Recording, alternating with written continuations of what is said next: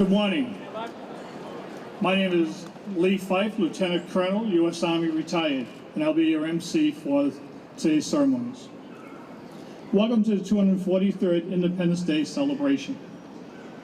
We hold these truths to be self-evident, that all men are created equal, that they are endowed by their Creator with certain unalienable rights, that among these are life, liberty, and the pursuit of happiness. Ladies and gentlemen, welcome to Boston as we celebrate the 243rd anniversary of the signing of the Declaration of Independence. Winston Churchill once said that American democracy is the worst form of government, except for all the others forms that have been tried. It is the initiation of that democracy, the signing of the Declaration of Independence, that we celebrate here in Boston today, as we have for 243 years. Our celebration is dedicated to the men and women of the United States Armed Forces. We will begin today with our traditional flag ceremony, followed by Boston Independence Day Parade. First up on the parade route will be the Granary Burying Ground for a short ceremony and laying of wreaths at the graves of John Hancock, Peter Faneuil, Robert Treat Paine, and Samuel Adams. The parade will then continue to the Old State House for the annual 4th of July reading of the Declaration of Independence. Upon completion of the reading, the parade will reform and proceed to Faneuil Hall. Faneuil Hall was donated to the city of Boston by Peter Faneuil, a wealthy American colonial merchant and philanthropist. It has hosted so many pre-revolutionary meetings that has become known as America's Cradle of Liberty. It is only fitting that we conclude today's program here, as we have every other 4th of July since 1783. Joining me on the stage are City Councilor Ed Flynn, U.S. Navy retired, City Councilor at Large Anissa George, our 4th of July orator, Kenneth Elmore, Boston University Associate Provost and Dean of Students, Commissioner, Boston Police Department, William Gross, Mayor Martin J. Walsh. And we'd like to thank Mr. Ken Brissett, the Director of the Mayor's Office of Arts, Tourism, and Special Events, for coordinating all the activities today. Commissioner of Veterans Affairs for the State of Massachusetts, Francisco Urena. Commissioner of Veterans Service for the City of Boston, Robert Santiago. The Reverend Stephen Ayers. Director of the Air National Guard, Lieutenant General L. Scott Rice, U.S. Air Force. Nicholas Cherizzi, Captain Commanding of the Ancient Honorable Artillery, Company of the Staff, First Lieutenant Robert Imlach, and Second Lieutenant David Champa. The Ancient Honorable Artillery Company of Massachusetts holds the distinction of being the oldest chartered military organization in North America and the 3rd oldest chartered military organization in the world. And last but not least, vocalist Dana Whiteside. Now call upon Reverend Stephen Ayers for the opening prayer.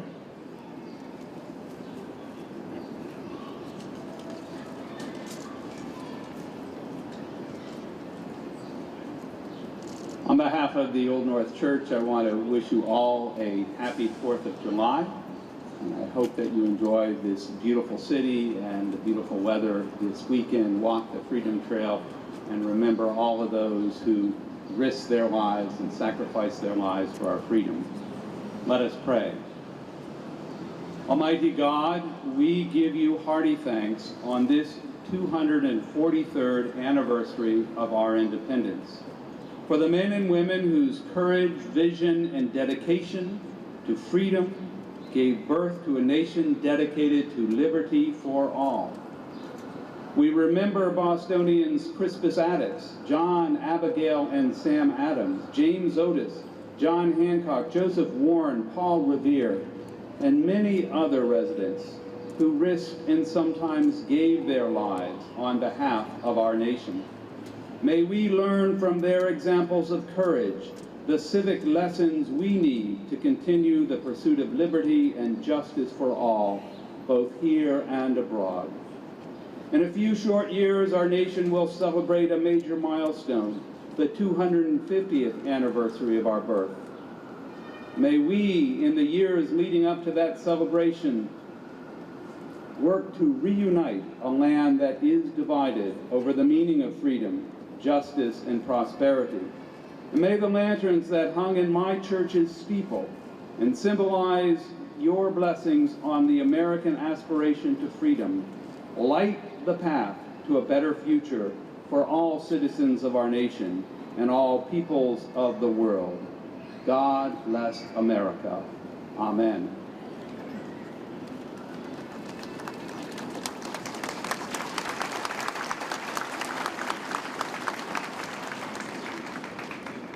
Captain Commanding Nicholas Cherizzi, Captain of the Ancient Honorable Artillery Company, kindly have your adjutant, Command Sergeant Major Carlos Ramos Rivera, call the parade to attention and present arms for the singing of our national anthem by Dana Whiteside, accompanied by the Zava Military Band, followed by the Pledge of Allegiance. Honor, hard, hard. Attention, two. 3, 10, 3, 4.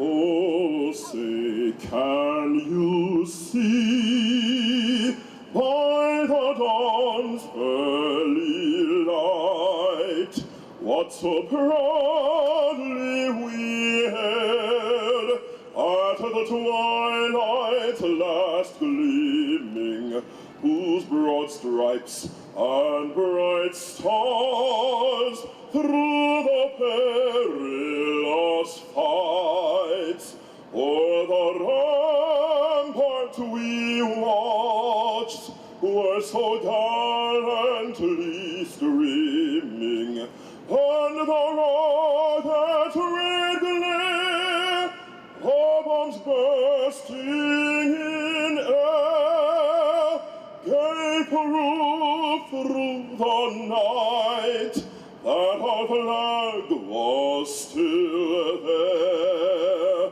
Oh, say does that star-spangled banner yet wave o'er the land of the free and the home of the brave.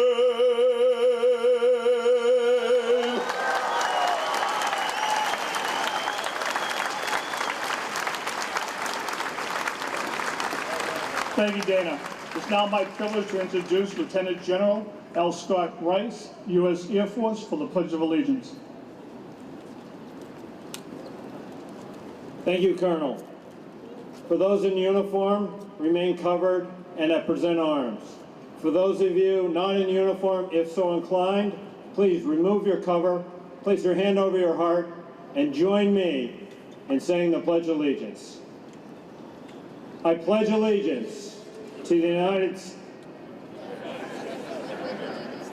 Hallelujah, which stands, one nation, under God, indivisible, with liberty and justice for all. Thank you very much. Well done.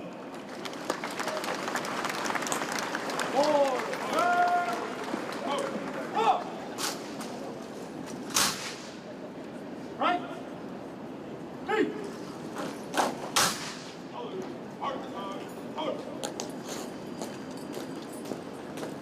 It is now my distinct pleasure and privilege to introduce the Mayor of the City of Boston, Mayor Martin J. Walsh.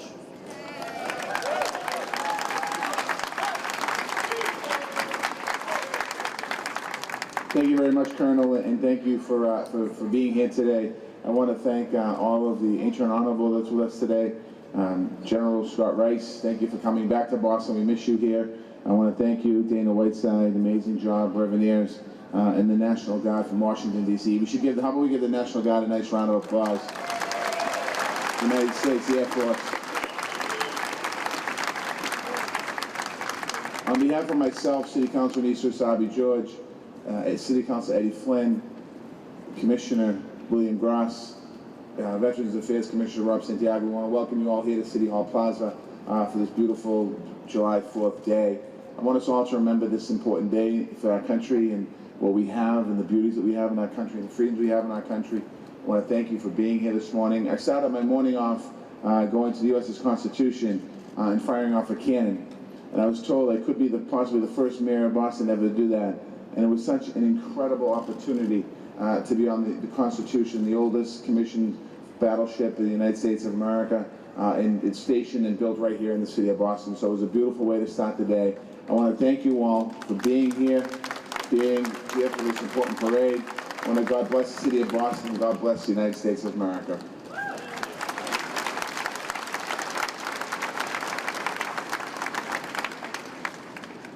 Thank you, Mr. Mayor. And now the Zaba Military Band, under the direction of Mr. Frank Zaba, will play Stars and Stripes Forever.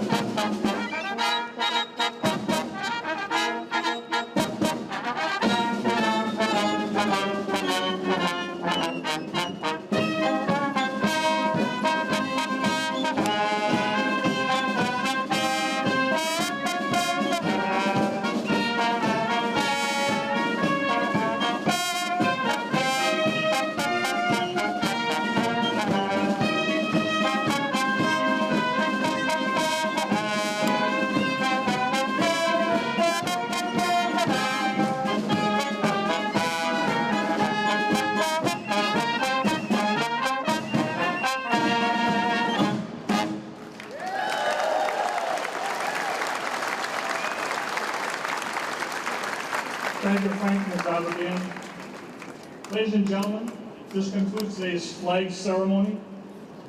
Captain Commanding Nicholas Cherizzi, have your adjutant Command Sergeant Major Carlos Ramos Rivera form the parade. Participating in today's parade are the Boston Police Operations Division Motorcycle Unit, the U.S. Air Force Honor Guard, Washington, D.C., Boston City State and military officials, the Zaba Military Band, the Ancient Honorable Artillery Company under the command of Nicholas Cherizzi, Captain Commanding, marching units of the Middlesex County Volunteers Fife and Drum Corps, the Ricker Colonial Minuteman Company, Wilmington Minuteman Company, 7th Mass Regiment of Foot.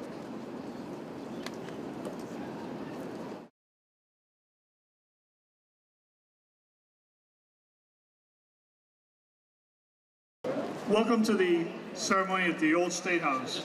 We hold these truths to be self-evident, that all men are created equal, that they are endowed by their Creator with certain unalienable rights. That among these are life, liberty, and the pursuit of happiness. Ladies and gentlemen, welcome to Boston as we celebrate the 243rd anniversary of the signing of the Declaration of Independence. How appropriate.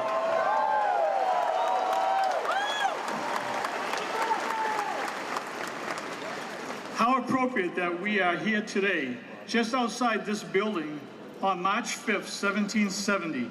5 men were among the first casualties of the Battle of Independence, in what would later be known as the Boston Massacre. From 1771 through 1782, a patriotic oration had been given from this very balcony. On July 18, 1776, the Declaration of Independence was first proclaimed to the citizens of Boston from this very spot. As in revolutionary times, I asked the trumpeter to sound assembly.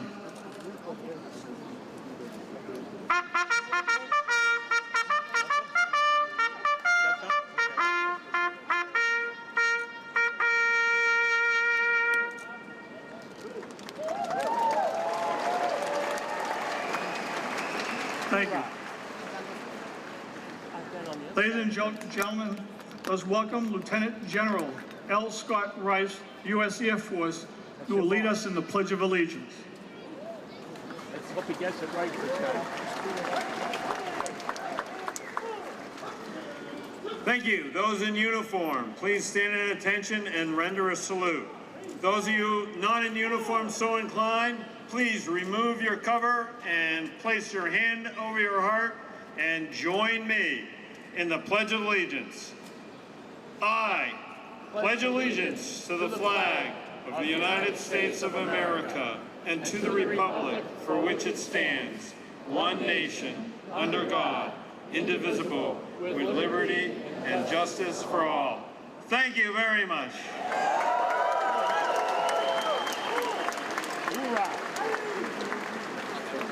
Where are you from, Colonel? At this time, I call upon Dana Whiteside to sing God Bless America. God's country. Down east, up in God's country. There you go, my man. Good to have you here. Good to be here. Arthur, what's up?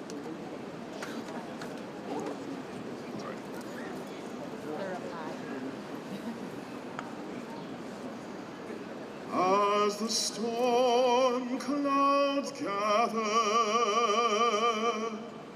far across the sea, let us swear allegiance to a land that's free. Let us all be grateful for a land so fair, as we raise our voices in a solemn prayer. God bless America, land that I love. Stand beside her and guide her through the night with the light from above. From the mountains to the prairies, to the oceans wide with foam. God bless America, my home, sweet home. God bless America, land that I love. Stand beside her and guide her through the night with the light from above. From the mountains to the prairies, to the oceans wide with foam. God bless America, my home, sweet home. God bless America, my home, sweet home.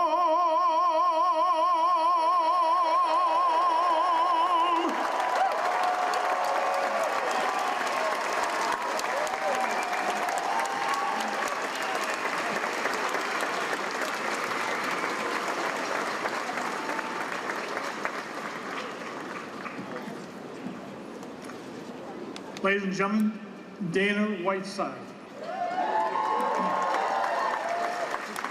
And now I ask the Commander, Nicholas Serrari, Captain Commanding of the Ancient Honorable Artillery, accompanied by representatives of his unit, to do the reading of the Declaration of Independence.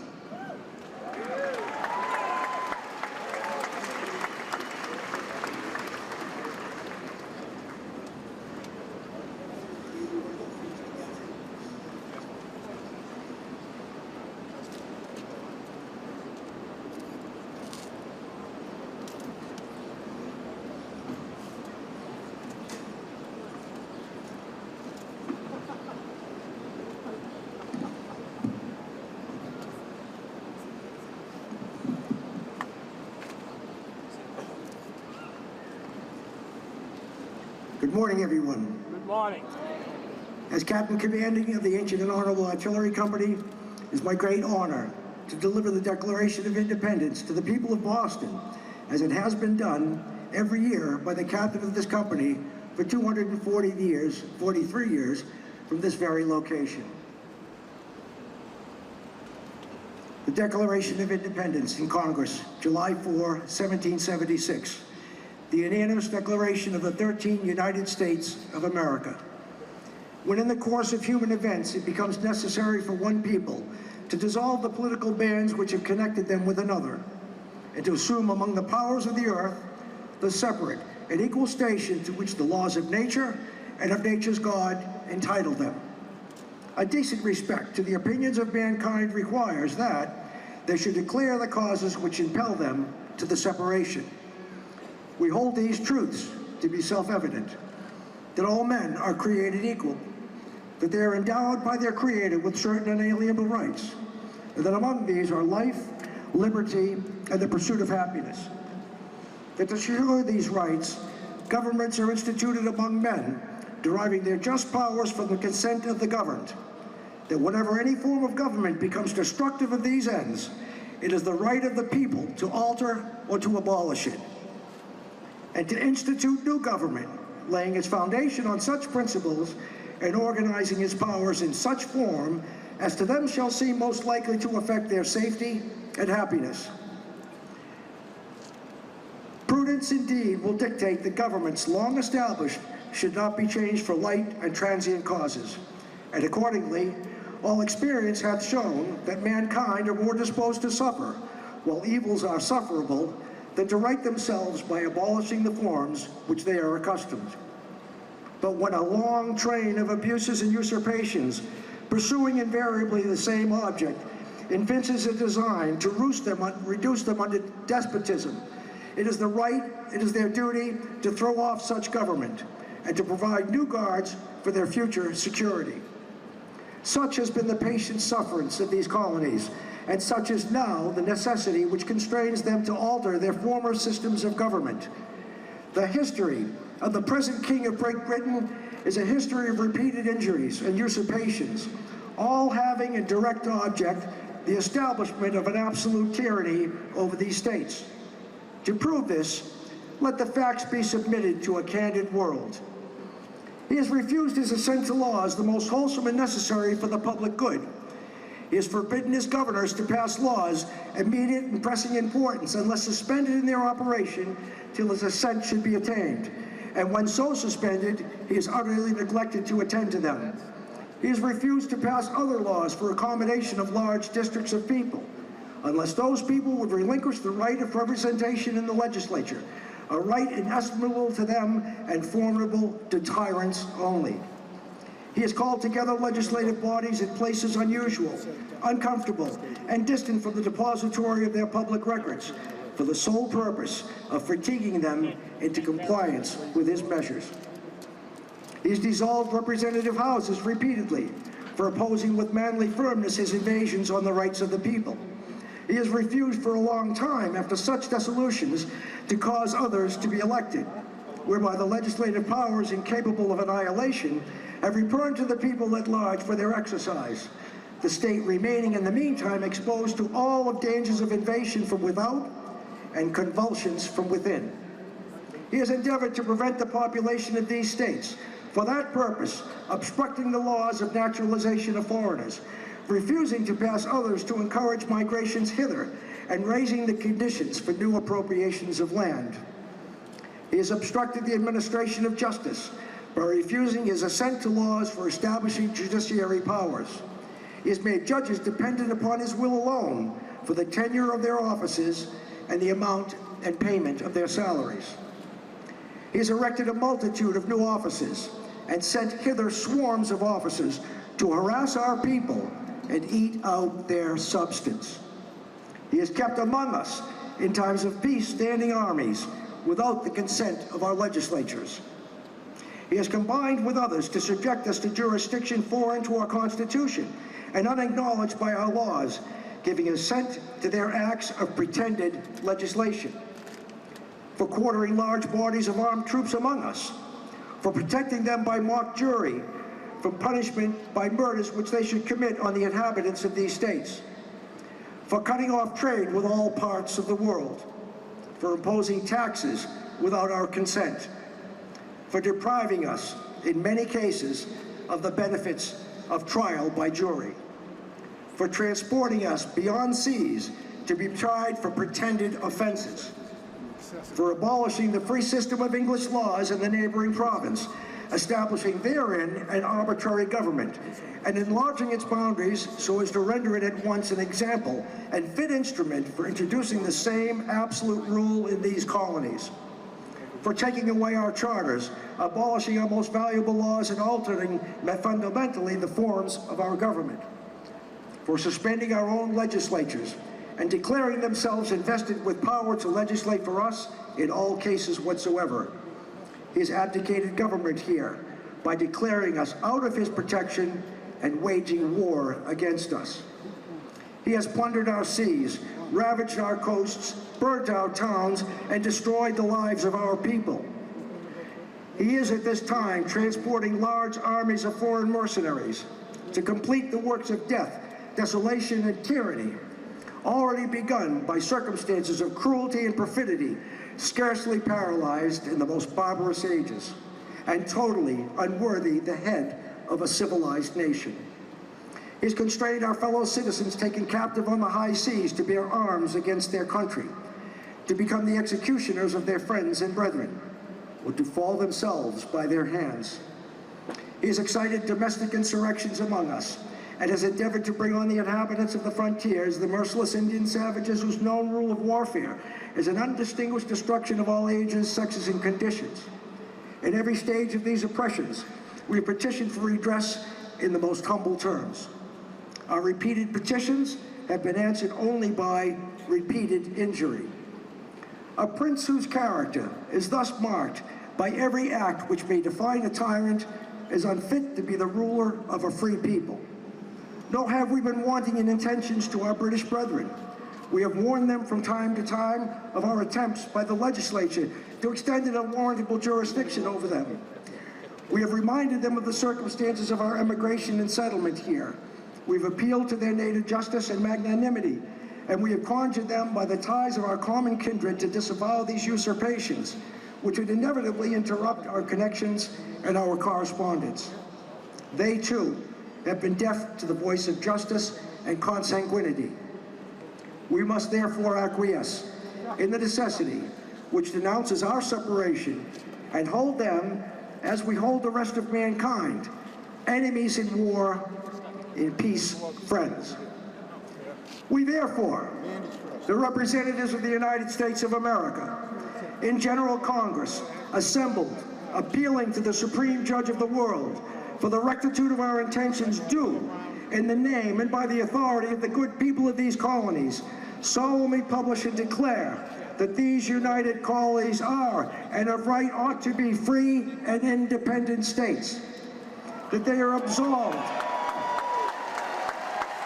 from all allegiance to the British Crown, that all political connection between them and the state of Britain is and ought to be totally dissolved, and that free as independent states, we have full power to levy war, conclude peace, contract alliances, establish commerce, and do all other acts and things which independent states may have right do. And for the support of this declaration, with a firm reliance on the protection of divine providence, we mutually pledge to each other our lives, our fortunes, and our sacred honor. Thank you, and God bless America.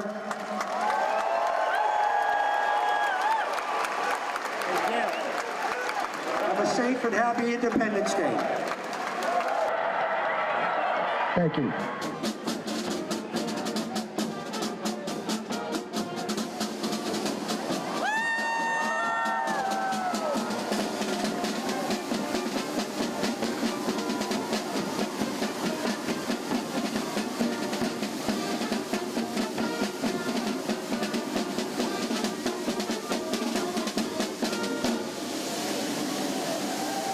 Ladies and gentlemen, that was the Frank Zabra Band playing Yankee Doodle. Ladies and gentlemen, this concludes today's Old State House ceremony. The parade will now reform and proceed to Faneuil Hall. Faneuil Hall was donated to the Boston by Peter Faneuil, a wealthy American colonial merchant and philanthropist. It had hosted so many pre-revolutionary meetings that it has become known as America's Cradle of Liberty. It is only fitting that we conclude today's program there, as we have every other 4th of July since 1783. The public is cordially invited to attend.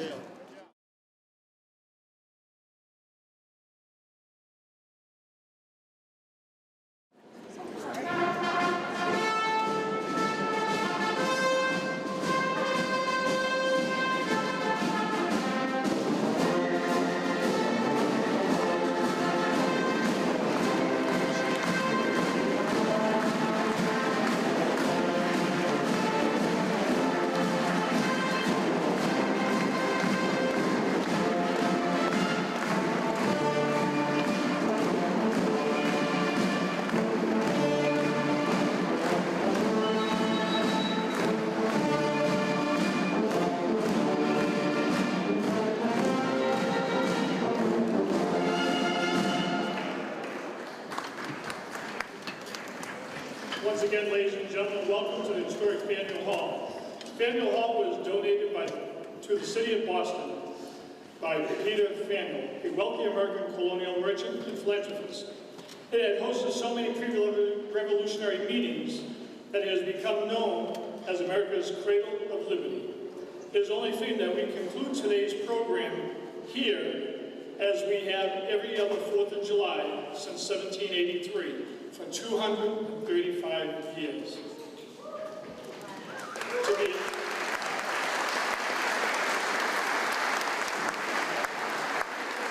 In addition to being one of the most important buildings in our nation's history, Faneuil Hall is also one of our country's most visited.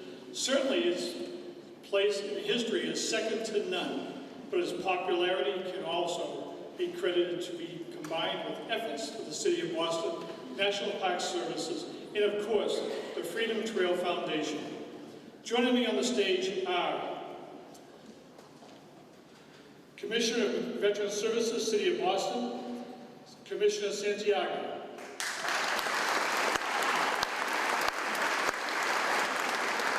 Lieutenant General L. Scott Rice, U.S. Air Force, the Pentagon, Washington, D.C.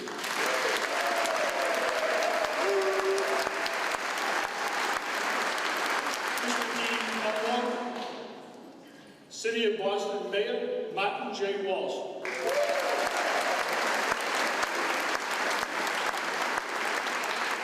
Boston Boston Police Commissioner William Gross.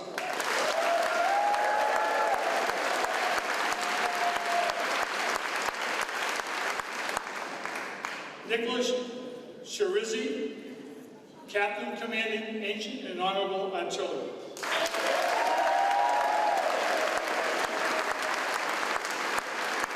And Mr. Dana Whiteside.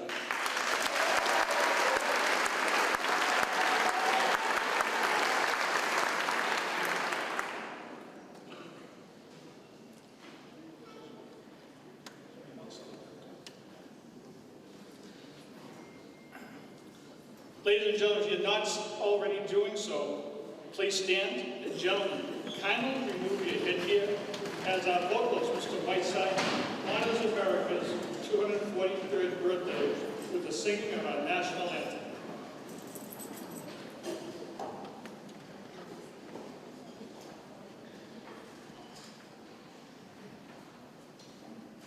Oh, say, can you see by the dawn's early light what so proudly we hailed at the twilight's last gleaming, whose broad stripes and bright stars through the perilous fight o'er the rampart we watched were so gallantly streaming, and the rocket red lamp bombs bursting in air gave proof through the night that our flag was still there. Oh, say does that star-spangled banner yet wave o'er the land of the free and the home of the brave?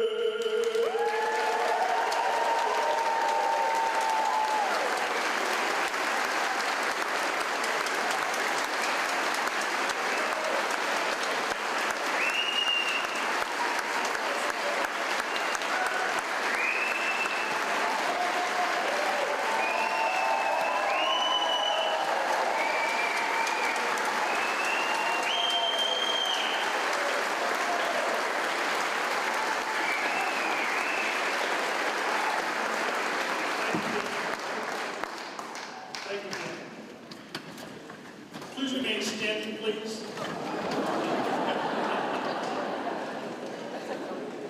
It's my privilege and honor to introduce Lieutenant General L. Scott Rice.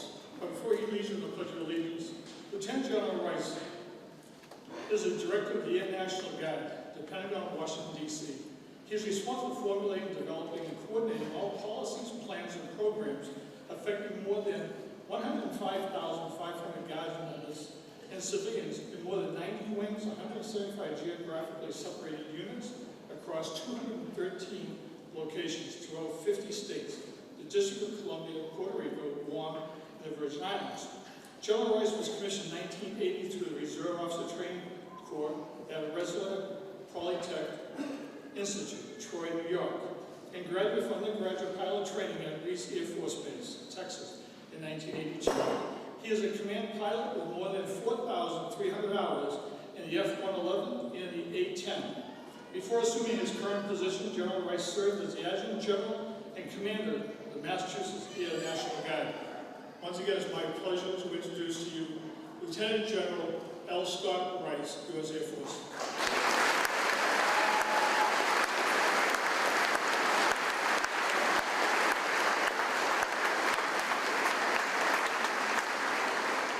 Yeah, I must say it's always scary when your introduction is longer than the event you're going to present. So bear with me. I appreciate you all coming out on this historic day, joining the mayor back home from Washington, D.C. is a blessing. It's good to get out of D.C. every once in a while, so I appreciate that.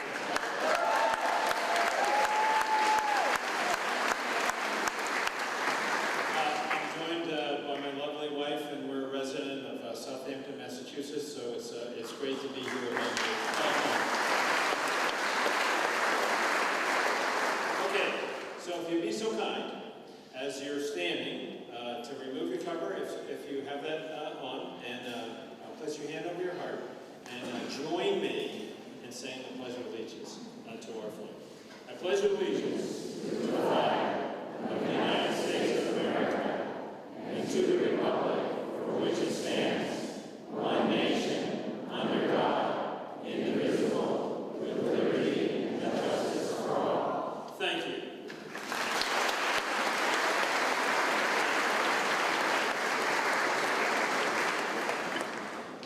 Now it's time. Please be seated. Since 1783, for 236 years to be exact, the city of Boston has concluded our Independence Day exercises here at Faneuil Hall with a patriotic oration. It is now my distinct pleasure to introduce the Mayor of the City of Boston, Martin J. Walsh.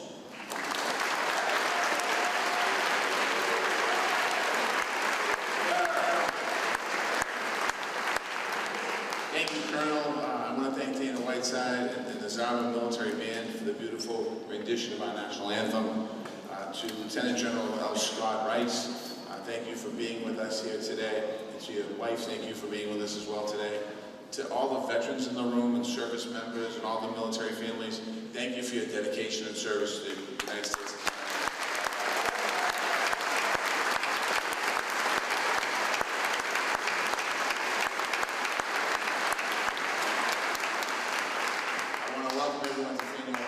You all a happy 4th of July. It's an honor to be here with you and to welcome you to Boston. As you know, we are a revolutionary city. The fight for independence started right here in Boston, on our shores, on our streets, inside this very home.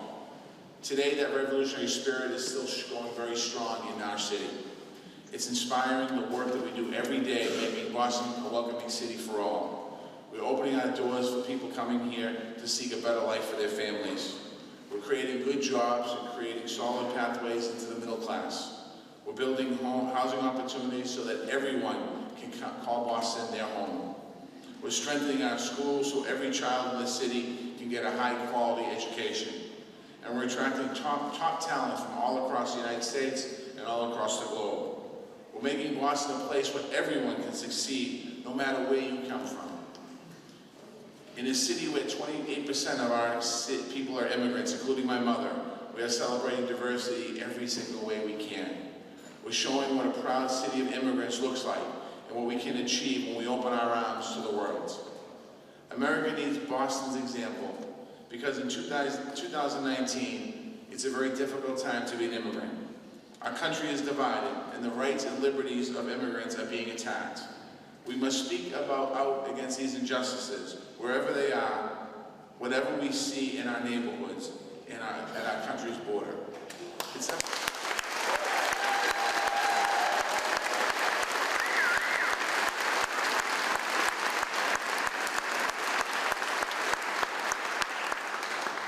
up to each and every one of us to defend the promise of America, that every single person is entitled to the life, liberty, and the pursuit of happiness.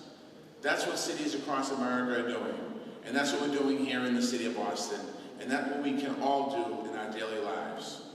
So in these very difficult times, when dangerous forces are threatening to take us backwards, we must step up and be leaders in our own communities. Here in Boston, we are lucky to have local leaders who are stepping up in a very big way. They're working hard every day to protect and empower our city and to make sure everyone can take part in our city's success. They're inspiring our young people, energizing our college campuses, and encouraging the younger generation to help shape our country's future. They're helping us ensure the promise of America continues to shine in a bright light around the world. This year's Independence Orator is one of them. He embodies the ideals our country was founded on. He has devoted his life and his career to helping people from all backgrounds achieve the American dream. He's Associate Provost and Dean of Students at Walsh University, Kenneth Elmore. Over the years, Dean Elmore has had a tremendous impact on the Walsh University community and our city as a whole. He has fostered a strong sense of inclusion and solidarity on campus. With his words and his deeds, he has created a culture where diversity is celebrated and every student is supported and empowered. He has created the space where people from all backgrounds can come together, exchange ideas, and find common grounds. Dean Elmore is a big reason why Walsh University is a thriving hub for discovery and expression. Today, it's one of the top universities in the entire country for international students. He has called on all students to play an active role in our society and our democracy. He has increased voter registration amongst undergrads, and he has shown that civic engagement can take many forms. It's not just by something that happens on election day, it's something that happens every single day of the year.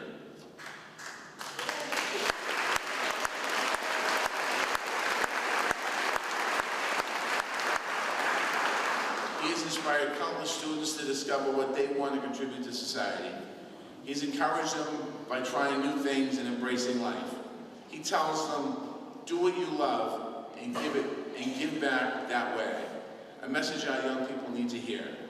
It's something that we all need to hear right now. Young people are yearning to be part of the solution. They're smart, they're talented, and they have great ideas. Whether it's immigration reform or climate action, social justice, young people are ready to move our country forward. We need to show them that we believe in them. We need to show them that their voices matter. If we can't do that, we'll unlock amazing potential. We'll empower the next generation to form a more perfect union. We'll ensure that America's greatest days are yet to come. Please join me in one of Boston's great change makers, the Associate Provost and Dean of the Students at Walsh University, Kenneth Elmore.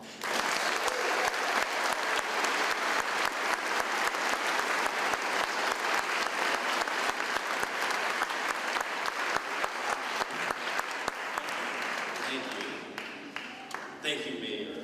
That was an incredible introduction. And I should say this, though. There are all these people out there who are sending me cards and letters and texts and thank you messages. And one of the things that they told me I should do today was to announce my run for President of the United States. I texted them back, though, and said, no, I think I'm going to start my bid for mayor instead. Just joking, just joking. I hope that this could be maybe the first Independence Day remix and riff, because that's what I think is about, what this place is about. It's a riff, it's a remix, it is reflection for sure. Now let me give you, because I do this academic thing, I gotta give you the footnotes first, and then I'll go into it all. You need to know that there are a few great Americans that influenced this piece that I'm about to do here. I gotta give it up for James Weldon Johnson and Alice Walker. Gotta say a word for Thomas Paine and John Powell. The Indigo Girls played a part in this too, as the Jericho Brown, Zora Neale Hurston, Ralph Ellison, Malcolm X, the book Soul on Ice, Howard Thurman, and a little Colin Kaepernick as well.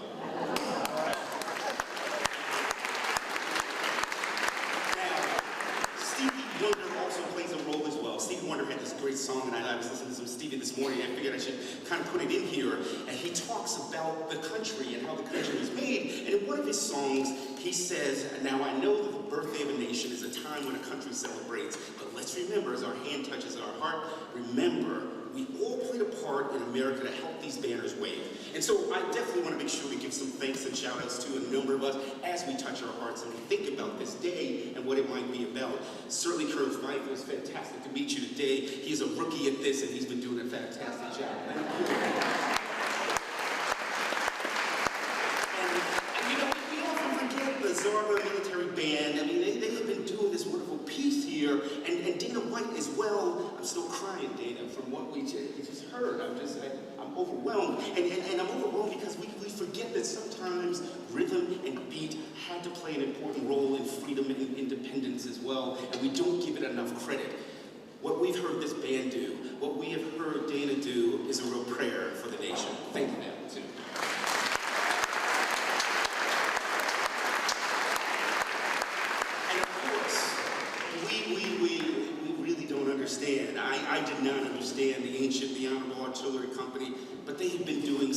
centuries of service. These are folks who have been around a long time. Not them, but they've been around for a long time. And so I definitely have to genuflect and make sure to say to them, to the veterans and our service members, I thank you, I thank you, I thank you.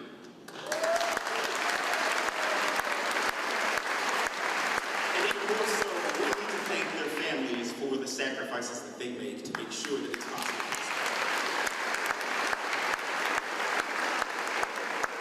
Greetings to family, friends, and I got a lot of loved ones in here, and it's just fantastic to see them. I also want to lift up every single voice. Remember what Stevie said, we all had to touch our hearts. And I have to think about those folks who were here before me, just to think that this would be a day here, that I could be in this space is pretty important. So I give the shout out to the prior orators, but also to the folks who in this very room were being subversive, in this very room who were starting to know that they needed to fight intellectually and probably would have to commit some really important things like their lives and their fortunes and their honor to each other. I also have to remind us about the British and the Dutch and the French and the Spanish, the Creek, the Cherokee and the Wampanoag, and the Iroquois, all who played very important roles here, to which we are here on their backs as well. We have to also remember that just right behind us, souls were bought here. People were sold here. And we cannot remember, and we cannot forget the role that their blood played, certainly in my case, to being on the stage today. So let's give it up.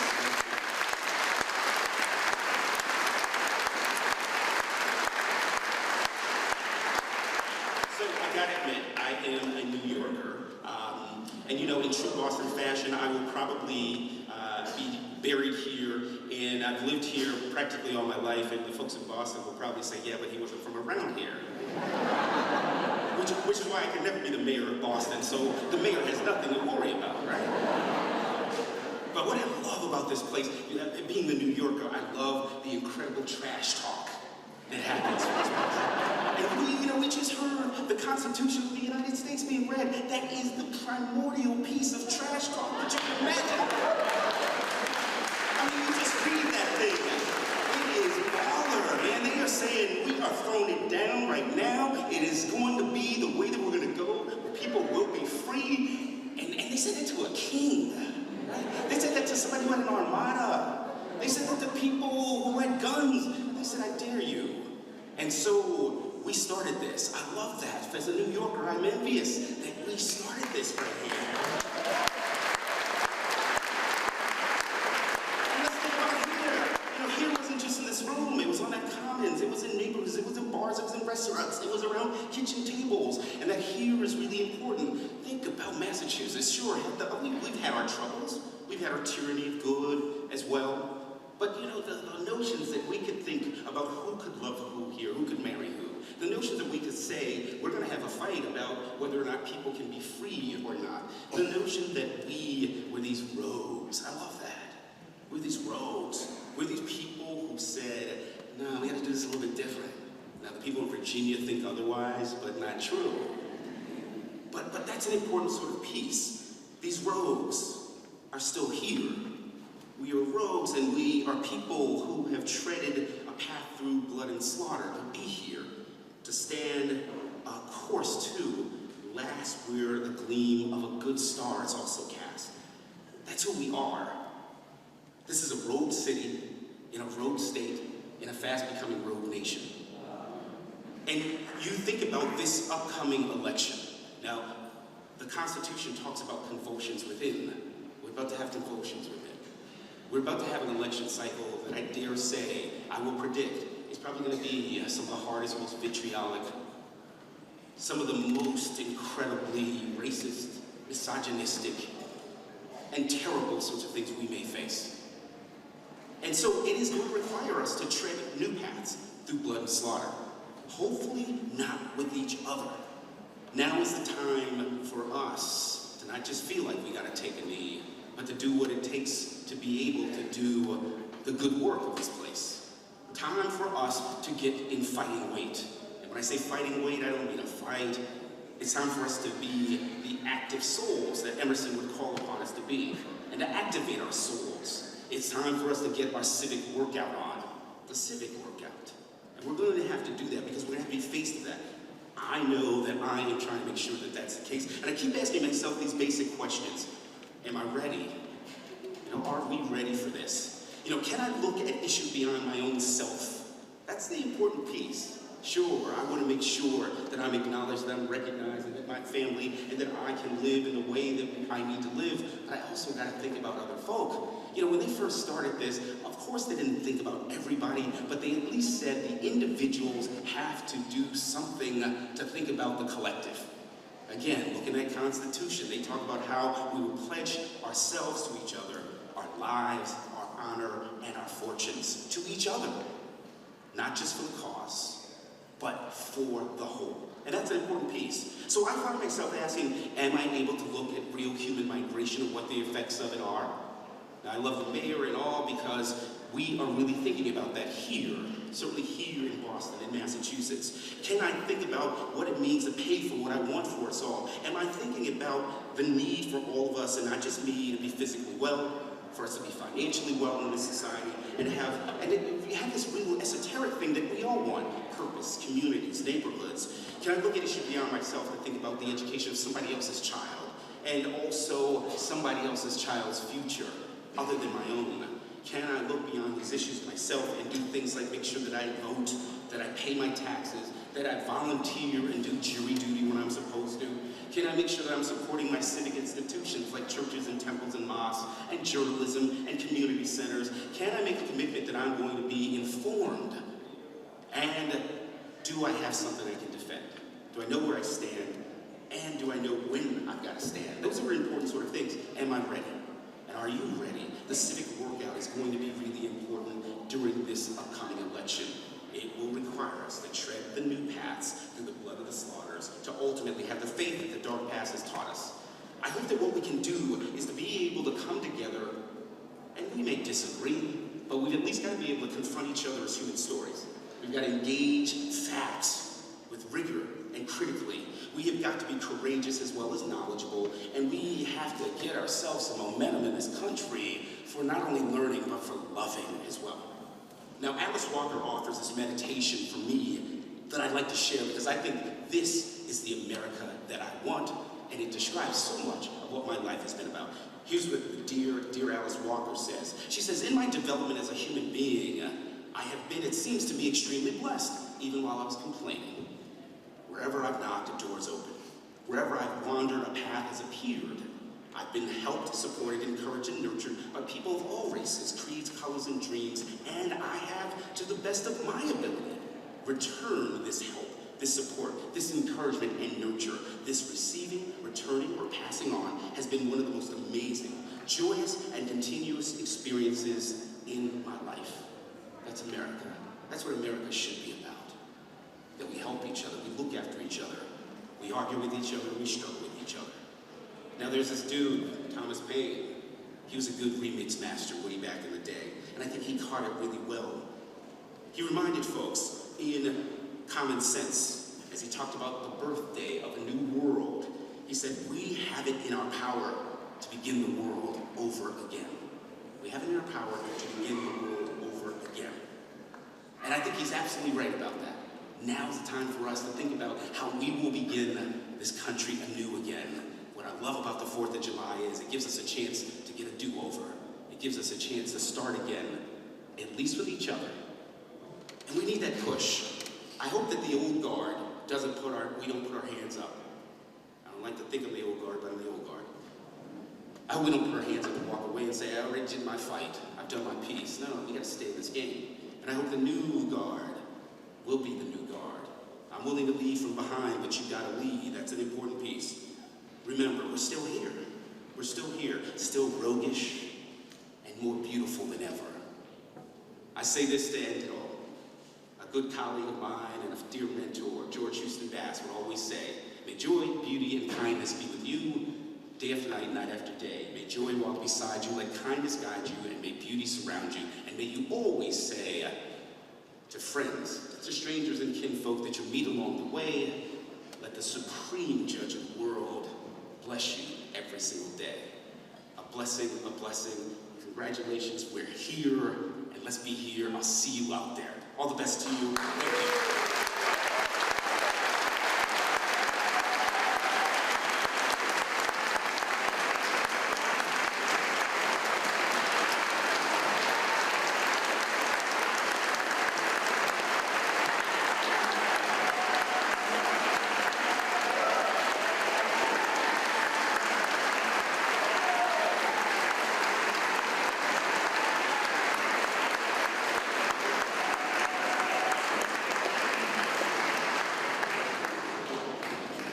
Thank you, Mr. Mayor, and thank you, Mr. Kevin Belmore. Ladies and gentlemen, now call upon Mr. Dana Whiteside to sing God Bless America.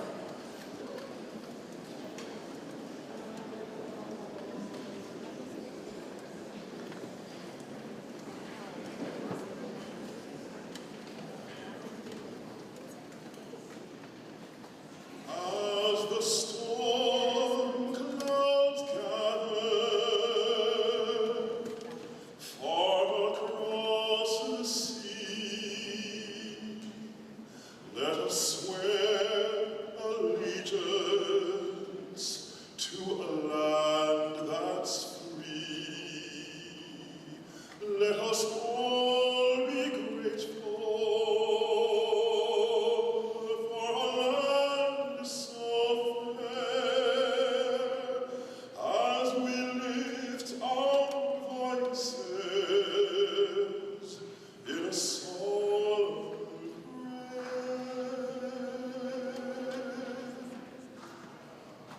God bless America, land that I love. Stand beside her and guide her through the night with the light from above. From the mountains to the prairies, to the oceans wide with foam. God bless America, my home, sweet home. God bless America, land that I love. Stand beside her and guide her through the night with the light from above. From the mountains to the prairies, to the oceans wide with foam. God bless America, my home, sweet home. God bless America, my home, sweet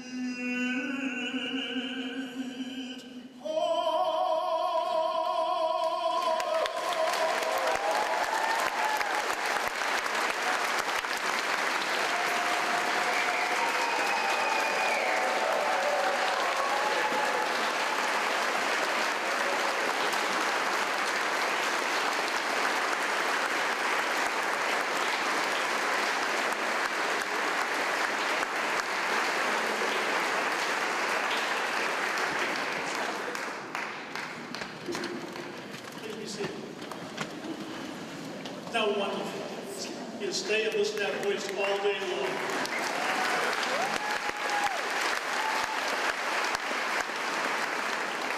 And before I introduce the Zavashay Band under the direction of Frank Zava, who'll be playing the Stars and Stripes forever, let me just point out something.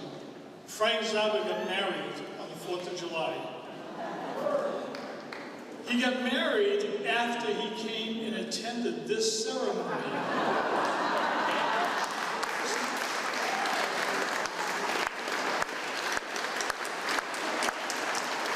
So if you get a chance, congratulate Frank and his lovely wife on their anniversary today.